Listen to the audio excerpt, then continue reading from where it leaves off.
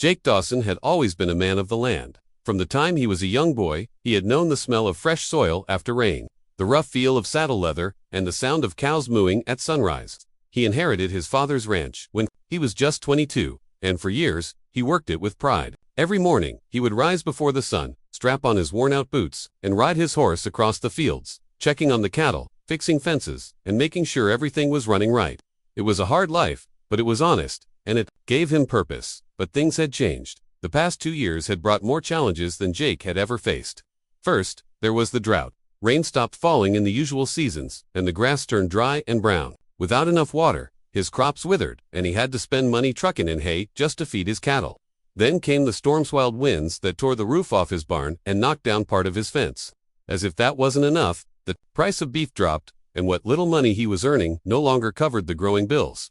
Jake tried to hold on. He sold equipment he didn't use often. He cut back on hired help and started doing everything himself. But the stress wore him down. Nights became sleepless, filled with worry and frustration. He would lie in bed listening to the ticking of the old wall clock, thinking about how much debt he was in and how little hope he had left. Sometimes he would go outside and sit under the stars, remembering when his parents were alive and how the ranch used to feel full of life, not struggle. Neighbors tried to help. Some offered to buy parts of his land. But Jake refused. He couldn't bear to let go of something that had been in his family for 3 generations. But deep down, he knew the fight was nearly over. He was running out of options, energy, and spirit. One morning, after fixing a broken water pipe in the back pasture, Jake sat down under a tree and didn't get back up for a long time.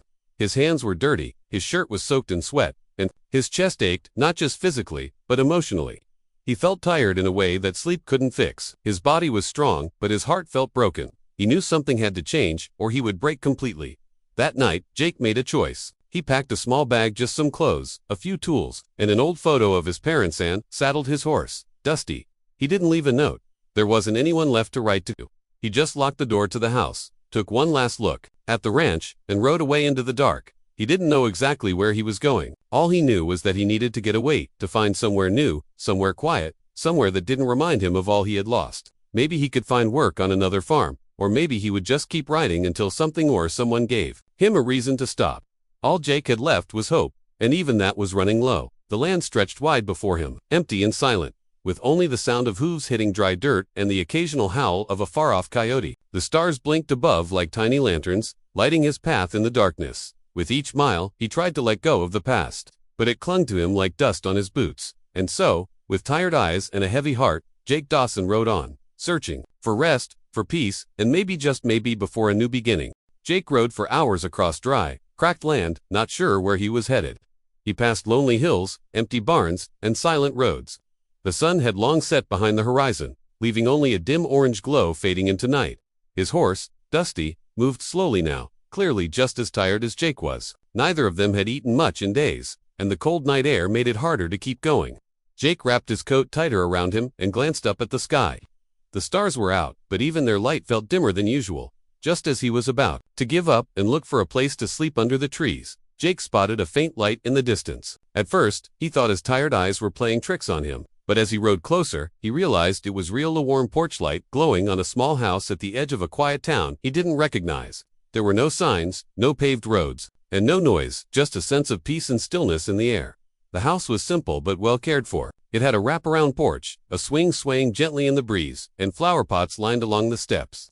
Smoke curled from the chimney, which told Jake someone was home, and probably cooking something warm. His stomach growled. He hesitated for a moment. He didn't want to scare anyone or seem like trouble, but he was too exhausted to keep going. He dismounted slowly, tied Dusty to the fence, and climbed the wooden steps with heavy feet. He knocked gently, unsure of what to expect. The door opened slowly, and 2 women stood there, blinking at him with surprise. One had short brown hair pulled back under a scarf. Her eyes were sharp but kind. The other had curly blonde hair and wore an apron over a plain cotton dress. She held a dish towel in her hands and looked slightly nervous, but not frightened. Jake took off his hat and gave a polite nod. "Evening. I don't mean to bother you. I've been traveling a long way, and I'm just looking for a place to rest. Maybe a drink of water, if you've got any to spare." The women looked at each other for a brief moment, as if silently communicating. Then the one with the brown hair stepped forward. "You look half dead from the road," she said gently. "Come in, we've got soup on the stove." Jake blinked, surprised. He hadn't expected kindness. He'd been turned away before. People were cautious of strangers these days, especially men who showed up out of nowhere. But he nodded gratefully and stepped inside. The warmth of the house hit him instantly. It smelled like vegetable soup and baked bread. The walls were lined with family photos, homemade quilts, and shelves of books. Children's toys were tucked in corners, and a small dog barked once before curling up by the fireplace. "I'm Anna," said the brunette, offering her hand. "This is Claire. We live here with our kids. They're asleep now." Jake shook her hand. "Then Claire's Jake Dawson. Thank you for letting me in. I didn't expect anything, really." Claire gave a small smile. "We've had our share of hard days too. Sometimes a warm meal in a safe place can make all the difference." They gave him a place at the kitchen table and served him a hot bowl of soup, thick with potatoes and carrots. Jake ate slowly, savoring each bite like it was the best meal of his life. The women sat nearby, sipping tea and asking simple questions: where he was from, what kind of work he'd done, and where he was headed. Jake didn't have all the answers, but he told the truth. He'd lost everything and didn't know where he was going next. Anna and Claire listened without judgment. That surprised him even more. After dinner, they showed him a small guest room off the hallway. The bed was old, but the blankets were clean and warm. "You can stay the night," Anna said. "You look like you need rest more than anything." As he lay down, Jake stared at the wooden ceiling, feeling something he hadn't felt in a long time. Safe. He didn't know what tomorrow would bring, or why these two women had welcomed him so icily, but in that moment, he was thankful. Had knocked on a stranger's door, and instead of fear, he had found kindness. Jake slept longer than he had in months. The bed was soft, the blankets warm, and for the first time in a long while, he wasn't haunted by worry or cold. Sunlight filtered through the thin curtains, casting golden lines across the wooden floor. He blinked slowly, unsure for a moment of where he was. Then the scent of breakfast eggs, bread, and coffee reminded him he wasn't on the ranch anymore. He was in the home of two strangers who had welcomed him without question. He sat up, stretched, and rubbed his aching back. His muscles were sore from riding so long, but his heart felt lighter than it had in weeks. He got dressed quickly and stepped into the hallway. The house was awake now. He could hear voices soft and cheerful along with the clinking of dishes and the patter of small feet. When he stepped into the kitchen, he was greeted by a warm and unexpected scene. Two children sat at the table, one coloring with crayons, the other eating toast with jam. Anna stood at the stove, flipping eggs, while Claire poured juice into glasses. They all looked up when Jake entered. "Morning, sleepyhead," Anna said with a grin. "We thought you might sleep all day." Jake smiled shyly. "Guess I needed it more than I thought. I hope I'm not in the way." Claire shook her head. "Not at all. You're our guest. Eat something." Jake took a seat, and soon a plate of eggs, toast, and potatoes was placed in front of him. He nodded gratefully and began eating. The children were curious about him, asking questions in between bites. "What's your horse's name?" one of them asked. "Dusty," Jake replied with a chuckle. "He's old and stubborn, just like me." The kids laughed, and the room filled with warmth. It was strange, Jake thought, how quickly this place had started to feel comfortable. He'd only just arrived, but it already felt like a place where people looked out for one another. After breakfast, Jake offered to help with chores. At first, Anna and Claire hesitated. They weren't used to strangers doing work around their home, but Jake insisted. "It's the least I can do," he said. "You gave me food and a bed. Let me return the favor." So, they handed him a list of tasks: firewood, cleaning the chicken coop, and repairing a loose hinge on the barn door. Jake got to work with a quiet focus, grateful to have something to do with his hands. As the day went on, he found himself enjoying the physical labor. It reminded him of the ranch, but without the heavy weight of failure. Here, everything felt fresh, clean, like maybe things could start over. Anna came out to check on him around midday. She watched as he split wood with practiced ease and stacked it neatly beside the porch. "You weren't kidding about knowing how to work," she said, arms crossed, smiling. Jake wiped sweat from his brow. "Been doing it my whole life. Work is the one thing I never had trouble with." Claire joined them shortly after, handing Jake a glass of cold lemonade. "We could use someone like you around here. It's hard keeping up with the farm and the kids." Jake looked at them, surprised. "You'd really want me to stay, even just for a little while?" Anna nodded. "Why not? You're kind, hardworking, and the kids already like you. Besides, it's nice to have another adult around we can trust." The word trust hit Jake harder than he expected. It had been a long time since someone had trusted him more, since he had trusted anyone. He had come to their doorstep a tired, lost man, and in just one day, these women had given him food, shelter, and something even more rare, a sense of belonging. He finished the day, fixing the fence behind the barn, then helped Claire gather vegetables from the garden. As the sun dipped below the hills, the family sat down for dinner again, this time with Jake at the table like he'd always been there. That night, as he lay in the same warm bed, Jake stared at the ceiling once more, but instead of feeling empty, he felt something he hadn't in a long while: hope. Maybe this wasn't just a stop along the road. Maybe, just maybe, this was the beginning of something new. Days passed quickly after Jake decided to stay. The quiet farmhouse, once a stranger's stop on a long journey, began to feel like home. Jake found himself falling into a rhythm. Each morning started early, just as he was used to. He'd feed the chickens, check the fences, and lead Dusty to the stream behind the barn for a drink. Anna tended to the small garden, while Claire got the children ready for their homeschooling lessons. It was a busy life, but not a stressful one. Everyone had their role, and everything worked because they worked together. Jake's presence made a difference. Things that had gone undone, left broken, weeds left growing, firewood running lower now being fixed one by one. He didn't mind the labor. In fact, it gave him peace. He didn't have to think too much when his hands were busy, and that was a relief after months of worry and disappointment. He didn't need to talk much either. The women appreciated his quiet strength and didn't ask him to share more than he was ready for. Anna and Claire were different from anyone Jake had met before. They were tough but kind, independent but warm. They didn't wait for someone to come fix their problems, they figured things out themselves. Jake had expected them to lean on him once he started helping out, but they didn't. Instead, they worked beside him. Claire mended clothes, while Jake repaired the back porch. Anna knew how to fix the tractor just as well as he did. It was a partnership, not charity, and Jake respected that. The children brought life to the house. They were loud, curious, and full of questions. Jake had never had kids of his own, but something about their laughter made him feel lighter. One afternoon, while helping the youngest learn how to tie her shoes, Jake realized he hadn't smiled this much in years. The simple joys of life, the laughter at dinner time, the satisfaction of fixing something with your hands, the comfort of being seen and appreciated had returned. Still, Jake was cautious. He reminded himself that this wasn't his home. He was a guest. He tried to keep a respectful distance, especially when Anna and Claire talked privately in the evenings. He often saw them whispering on the porch or glancing toward the edge of the woods, as if watching for something. They never spoke of it openly, and Jake didn't ask, but he noticed. He also noticed the way the front door was always locked at night, and how there was a heavy chain on the barn's side entrance, even though there was nothing especially valuable inside. Despite those small mysteries, Jake chose not to worry. He figured everyone had their reasons for being careful. After all, he had his own secrets too. He hadn't told Anna and Claire the full story about what had driven him off his ranch. He hadn't mentioned the loan he'd defaulted on, or the sheriff's visit, or the final argument with the banker who threatened to take the land that had been in his family for 3 generations. Some things were too painful to explain. Some wounds needed time before they could be shown, and maybe that's why Jake didn't push the women for answers either. He understood what it meant to carry the weight of things unspoken. One evening, as they all sat on the porch watching the sunset paint the sky in shades of gold and orange, Claire handed Jake a cup of sweet tea and asked softly, "Do you ever miss where you came from?" Jake looked down at the cup in his hands. He thought about the empty ranch, the creaking porch swing, the sound of wind blowing through the barn's broken roof. "Sometimes," he said, "but not the way things ended." Anna nodded quietly, as if she understood more than he said out loud. And maybe she did. As the sky darkened and the children drifted off to sleep, Jake stayed out on the porch long after the others had gone in.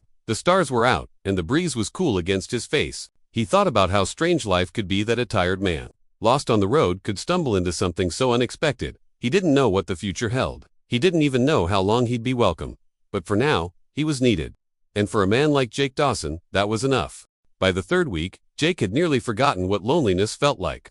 The long empty days that used to stretch ahead of him like endless desert roads were now filled with purpose. He had projects to finish, meals to share, and conversations to look forward to. Most surprising of all was the growing bond he felt, not just with the children or the farm, but with Anna and Claire. That it had started slowly. A laugh shared during lunch. A quiet moment fixing the fence side by side. The way Claire would bring him an extra cup of coffee in the morning without saying a word, or how Anna would smile at him with something unspoken in her eyes. Jake wasn't a man used to affection. His past had been filled with hard work and little time for warmth. But now, every day felt like something was gently unfolding, like a flower opening to sunlight. One afternoon, Jake was helping Claire hang laundry on the clothesline. The sun was hot and bright, and a breeze lifted the sheets into soft waves. As they worked in silence, she suddenly asked, "Do you think people can start over? Really start over?"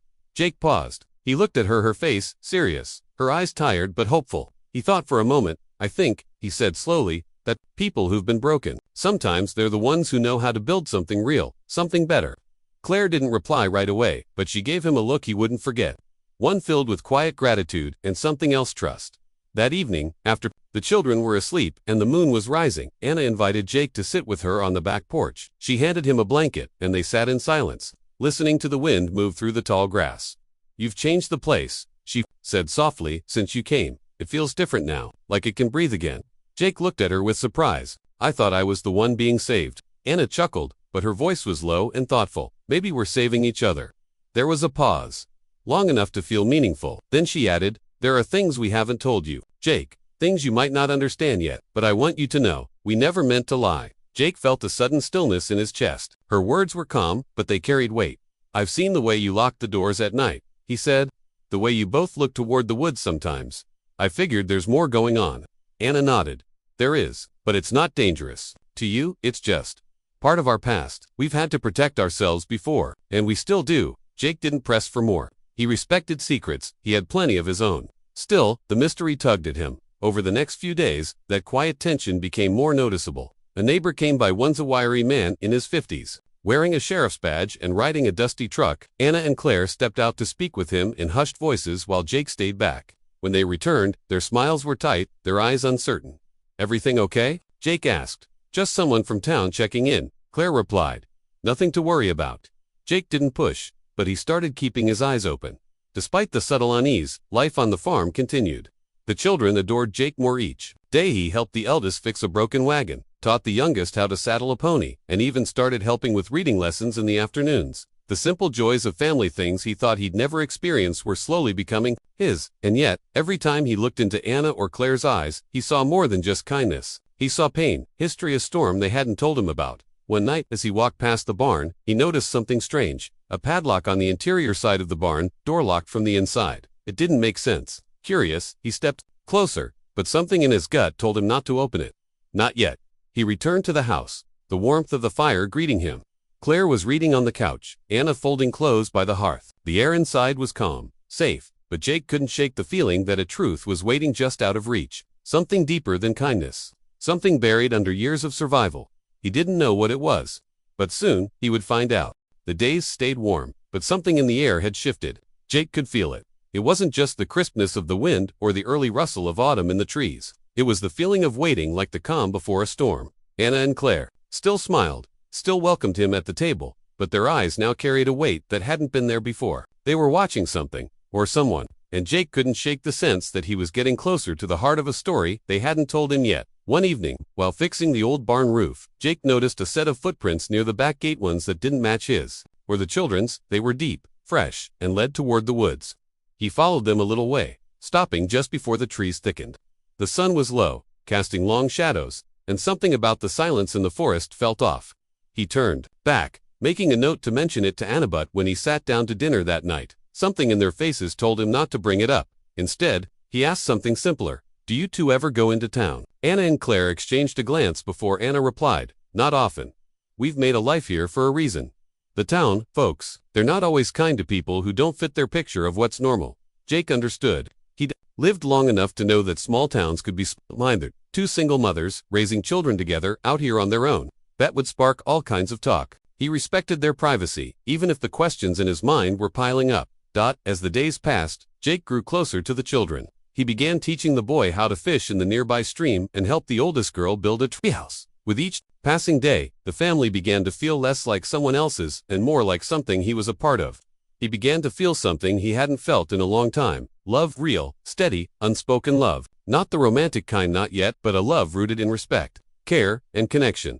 One night, after the children had gone to bed, Claire joined Jake outside while he was fixing a lantern. The stars were bright, and the air was cool. She stood next to him quietly for a moment before saying, "We didn't expect you, Jake. And we didn't know we needed you until you got here." Jake looked up. "I didn't expect to find this either. Any of it." Claire sat down beside him on the bench and looked out into the darkness. "You're probably wondering about us. Why we're out here. Why we're always watching the woods. Why we locked the barn." Jake nodded. "I've had questions, but I figured you'd tell me when you were ready." Claire gave a sad smile. "You're a good man. That's rare these days." She paused before speaking again. "We left bad situations behind, Jake. Not just hard lives, but dangerous ones. People we trusted turned out to be threats. We made hard choices to protect our kids, and we came here to disappear." Jake's throat tightened. He didn't need all the details to understand the fear in her voice. He had seen that same fear in soldiers returning from war, in widows staring at empty front porches, and in his own eyes after losing everything. Sometimes, the worst pain was the kind you couldn't name. You don't owe me an explanation, he said softly. But I want you to know, whatever it is, I'm not going anywhere. Claire looked at him for a long time, and in that silence, something passed between the man-invisible bridge built on trust. Later that night, Jake lay awake, listening to the quiet sounds of the farmhouse, the creak of the walls, the wind outside, the distant hoot of an owl. He thought about Claire's words, about Anna's watchful eyes, about the footprints and the locked barn and the sheriff's visit. He didn't have all the answers, but he had made his decision. Whatever they were running from, whatever secrets they were still holding on to, he wasn't going to run. Not this time, because this place, these people, and this life they were worth fighting for. And deep down, Jake Dawson knew, sometimes the family you choose is the one that chooses you. When you need them most. The first real sign of trouble came just after dawn. Jake had risen early, as usual, to chop firewood before the heat of the day. The morning was still and cold, the kind of silence that makes every sound feel louder. As he walked toward the chopping block near the barn, he noticed something immediately. The chicken coop door was open. Not just open, broken. The latch was split clean in two, hanging uselessly by a bent nail. Jake froze. His eyes scanned the area. The chickens were gone. Feathers were scattered across the grass like snow. But it wasn't a fox or wild dog. Jake had lived in the country long enough to know the difference. This was human. Someone had been here during the night. He hurried back to the house, where Anna and Claire were already in the kitchen. One look at his face and they knew something was wrong. Jake didn't waste time. The coop's been hit. The door's smashed. This wasn't an animal.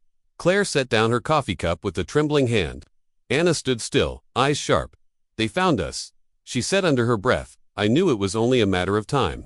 Jake didn't need to ask who they were. The moment the words left her mouth, he felt it danger real and close. Claire went to check on the children, who were thankfully still asleep, upstairs. Anna pulled open a drawer and took out a small revolver. She checked it quickly, then looked at Jake. We've done everything we can to keep this place off the map. No phones, no internet. But someone must have tracked us. Maybe that sheriff. Maybe someone from before.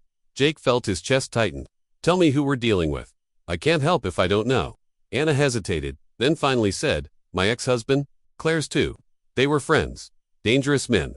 Controlling, violent. When we left, we took the kids, the money, everything we needed to disappear. We thought we had. Jake nodded slowly. And now they've found you. She looked him in the eye. We're not helpless. We've defended this place before. But we didn't expect this. Not now. Not with you here.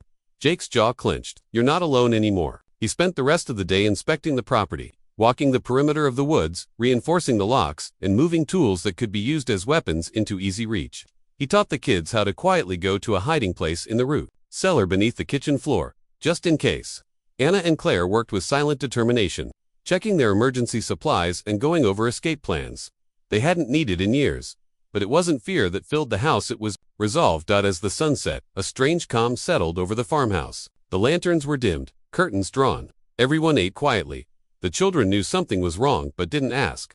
Claire held her youngest close, while Anna kept glancing out the window, hand resting on the revolver in her pocket. Jake stayed near the porch, rifle slung across his back. He wasn't a soldier or a sheriff. He was just a man who'd known hardship and loss, and who had found something in this quiet family that felt worth protecting. When the night deepened and the stars filled the sky, Jake stood watch outside the barn. He listened to the wind, to the crickets, to the distant howl of a coyote. And then, he heard it, a soft crunch. Footsteps on dry leaves. Jake raised the rifle slowly and stepped away from the light. His heartbeat pounded in his ears. He waited, breath held, as a shadow moved at the edge of the tree line. Then silence. Whoever it was had paused, watching, waiting. Jake didn't move. He didn't need to chase them, not yet. Let them know they'd been seen. Let them know someone was watching back. Eventually, the shadow disappeared into the darkness. Jake exhaled, lowered the rifle, and walked back to the porch. Claire was waiting, there, her face pale but steady. Was it him? She asked quietly. Jake shook his head. I don't know, but someone's out there. She nodded. Then we stay ready. He looked at her. I'm not leaving. Claire's eyes softened, and without a word, she reached for his hand. He took it. The house behind them was quiet. The world outside was dangerous, but here, in this moment, they were united. And Jake Dawson, tired rancher, lost man, unexpected protector, was ready for whatever came next. The attack came just before sunrise. Jake had dozed off in the old rocking chair on the front porch, rifle across his lap, the last stars still flickering in the sky. The wind was quiet, the world almost peaceful, until at WASN, it started, with a sharp crack like a branch snapping under heavy boots. Then the distant barking of the neighbor's dog, growing frantic. Jake jolted upright, his body alert in an instant. Claire was already in the hallway with a flashlight, and Anna was ushering the children into the cellar. Her face calm but pale, Jake moved to the edge of the porch, scanning the dark edges of the woods. Then he saw them. Two men, dressed in dark jackets, slowly approaching from the trees. One of them had a crowbar. The other carried a bat. Their faces were mostly hidden, but Jake didn't need to see them clearly to know. These were the men from Anna and Claire's past. Jake stepped down into the yard, rifle in hand, not pointing it, but holding it with intention. His voice was low but steady. "You're trespassing." The taller of the two men laughed. "You don't know who you're protecting, cowboy. Those women aren't what they seem." Jake didn't move. "I know exactly who they are. And I know what kind of man sneaks onto a farm in the dark, armed and uninvited." The second man stepped forward. "You don't want to get involved in this." "I already am," Jake said. The men hesitated. Maybe they weren't expecting resistance. Maybe they weren't expecting Jake at all. But then, one of them lunged. Jake didn't fire. Instead, he raised the butt of his rifle and struck the attacker, square in the chest, knocking him backward. The other tried to circle behind him, but by now, Claire had stepped out onto the porch with a revolver aimed straight and steady. "Enough," she said. The two men froze. The sound of a cocked hammer echoed through the quiet yard. Anna emerged next, holding a phone. "Sheriff's already on his way," she said. "He may not like us, but he knows what a restraining order looks like." The two men looked at each other.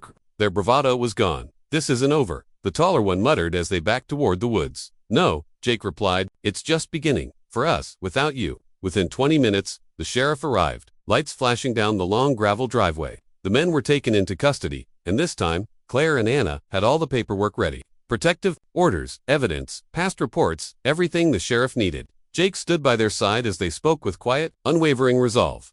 When the dust settled and the children were back in bed, Anna, Claire, and Jake sat on the porch in silence, the sun beginning to rise behind the hills. The land looked peaceful again, golden alive. Claire turned to Jake. "You didn't have to stay. You didn't owe us anything." Jake looked out at the trees, then back at them. "You're right, I didn't have to, but I wanted to, because I've spent a long time running from things. My past, my pain, my failures. But when I came here, I found something worth standing still for." Anna smiled, her eyes full of emotion. "You saved us." Jake shook his head. "You saved me. I was just too tired to see it." In the days that followed, the ranch began to heal inside and out. Jake helped rebuild the coop, added more fencing, and taught the kids how to care for a new litter of goats Claire had been raising in secret. The family, once shaped by survival, began to grow into something new, something stronger. Jake never officially moved in. He didn't have to. His tools were in the barn. His coffee mug sat by the sink. His name was written in chalk on the choreboard by the fridge. Home, it turned out, didn't need paperwork. It needed belonging. By one quiet evening, as the sun dipped low and the sky turned pink, Anna came to Jake with a folded piece of paper. "What's this?" he asked. She smiled. "It's a land share agreement. We want you to be part owner of the farm. If you want to stay." Jake looked at her, then at the children playing in the yard, then at Claire, who gave him a soft, encouraging nod. He smiled. "Yeah, I want to stay." And so, the tired rancher who had once wandered away from everything he knew found something unexpected: love, safety, family, and a place to finally rest. Not the life he thought he was looking for, but the one he never knew he needed.